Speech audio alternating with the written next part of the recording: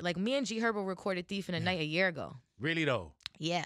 So when you record a year ago and you sitting on it, Damn. does it get old? Real 92.3, LA's new home for hip hop, Big Boy's neighborhood. Boy.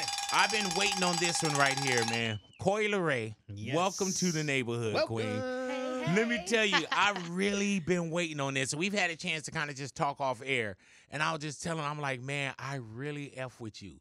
You know what I'm saying? I didn't really say I really F with you. I was like, man, I fuck with you. You know what I'm saying? Like, and for real, and waiting for you to come into the neighborhood, I've seen the way that you've been moving. You know what I'm saying? And you've been moving in a business and a profession that a lot of people aren't kind in. Yeah. You know what I'm saying? Before we get into that, did you, and I'm pretty sure you grew up with music in the household? All right. So when you grow up with music in the household, did you have early influences? Was it always in like something that was just being played? So like growing up, it was, you know, my dad was definitely in the industry.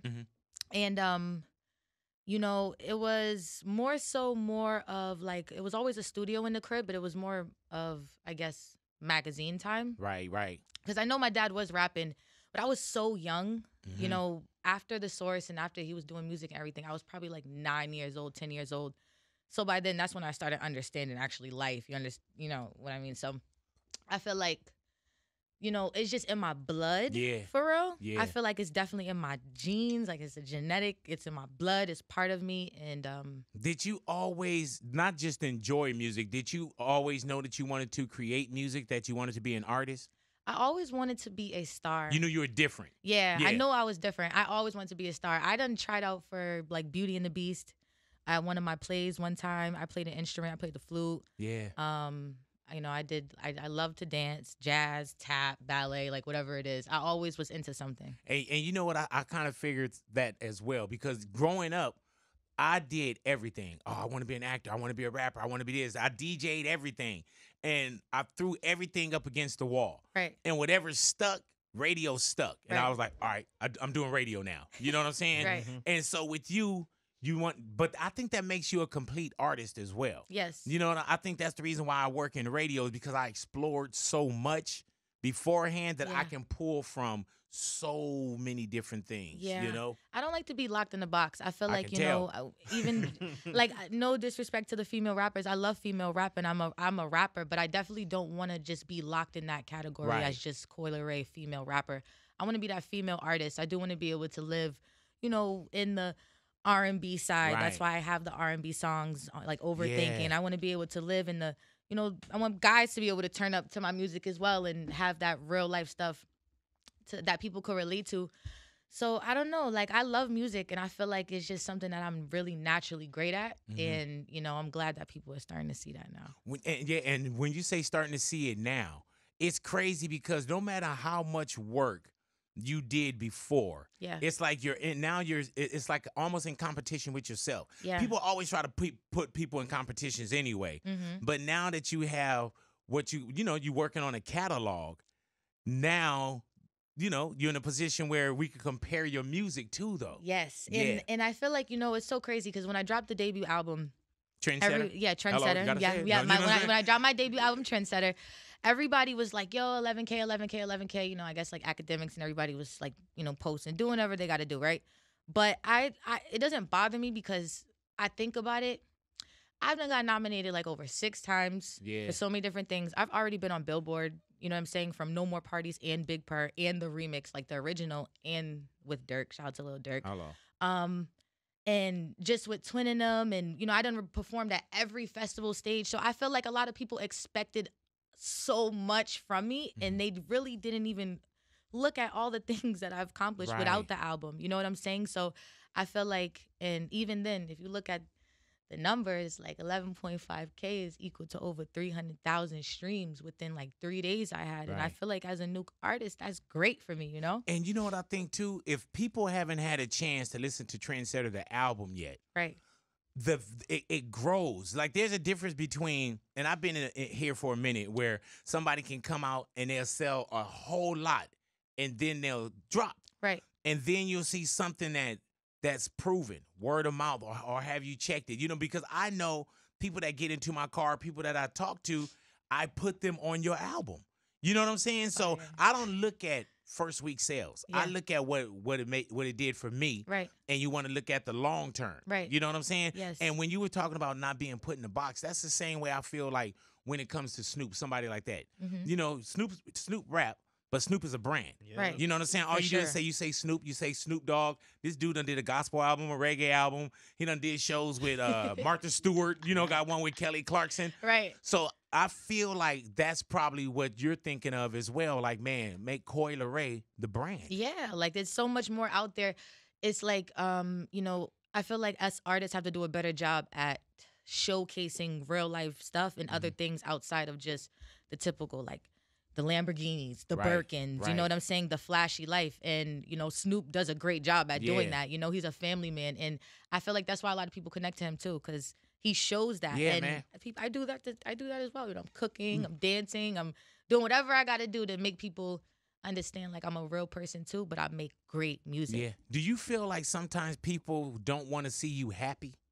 I feel like because you could be in a video dancing or having a good time and they're like, oh, look at her. Look at her. Yeah, all smiling. I be seeing like weird tweets and comments to be like, oh, I just can't stand Coi Leray. But do you look at certain things on social media? I mean, yeah, I have it. I use the app, so like it's right there in my face. You have to see it. It'd be crazy. But I never understand why, right? But what I do understand is over time there was people that felt like that now no longer feel like that, right? Yeah. So that person might feel like that now, but he might just change his mind later. It ain't my job to like make him understand, you feel me? Like it's just my job to be myself, and if he don't understand and follow the wave and accept me for who I am, I don't know what to tell you. Has it been kind of uphill for you? Like, and I mean unjustified uphill? What's uphill mean? Like, you know how sometimes where it's like you can go do a festival, you could do something, and it's like you got to be 5 times better. Oh, yeah. Because people already want to cross their arms or, you know, look at you a certain way. I mean, it's so crazy because, like, I know last year I went through hell with this whole hate train, right? And everybody was like, dead crowd, dead crowd, dead crowd. But it just, what pisses me off more is, like, not being able to really change the narrative when you want to, like, right then and there. You know what I'm saying? Yeah. Like, if I could have just done something different, like, for example, if I'm performing and I broke out of No More Parties. So if my set's like 15, 30 minutes and I'm performing songs people don't know, then they're just going to sit there and be engaged. As long as I'm not getting booed, that's what's going to happen.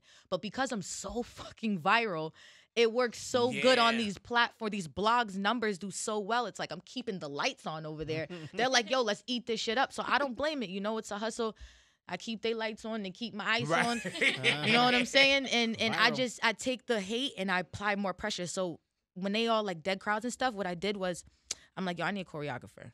Fuck that. I need a movement coach. I want to do vocals. Like, I want to do vocal lessons. I want to be able to just perfect my craft. I want to be able to do backflip. I'm doing cartwheels, whatever I got to do. And that's what I've been doing. Right. I got a show in South Carolina on Saturday, and I've been rehearsing for it. We going crazy. Like, choreography is on a whole nother level. For people that listen to the album Trendsetter, what have you been getting back from people that really listen to the album?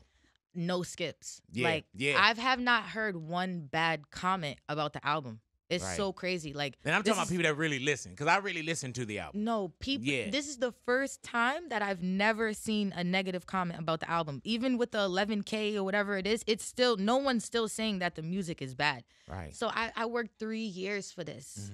So that's all that matters to me, you know? When you work on something for 3 years and there's so many outside entities, you know, there's so many voices, you know, how do you keep all the voices and all the negativity out of your head, or do you use that as fuel because it's going to be there anyway? You could use it as fuel. Like, you'll get in the studio and definitely. See, I don't want that kind of fuel. Yeah, no. Because sometimes, like, I'm human. I'm not gonna lie. Sometimes it's been times where it put me in a really bad place. Right. You know, depression is something that is really hard to come out of, and but you know, the best part about coming out of it is coming out of it. Yeah. And actually looking back and be like, damn, I can't believe that I overcame, you know? And it's times I was locking myself in a room. I kind of lost my confidence and try to really question myself. But then when I got it back, I don't know how, I just prayed and I got a small circle, so I got a great team.